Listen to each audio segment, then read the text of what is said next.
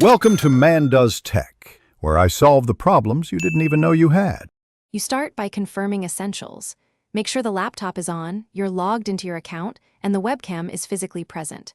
Next, open Settings and navigate to Privacy or Camera. This step lets you enable camera access for apps.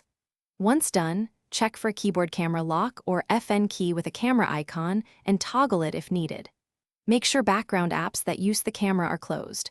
Otherwise, the camera app won't open because the device is already in use. Now you'll open the camera app directly. You can press Start and type Camera, then press Enter to launch it. That's the fastest route. Alternatively, open Action Center or Quick Settings and tap the camera tile if available. When the app first runs, grant permission for microphone and camera so video and audio work together. If you have multiple cameras, built-in plus USB, use the app's device menu to switch between them. This ensures you see the correct feed for photos, or to finish, take a test photo and record a short clip so you confirm the camera functions and the audio syncs.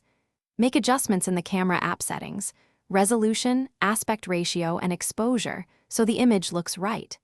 If the preview is black or frozen, close the app and reopen it. If that fails, restart the computer.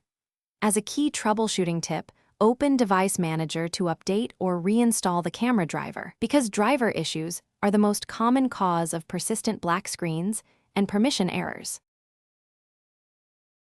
Thanks for watching. If you found this helpful, don't forget to like and subscribe.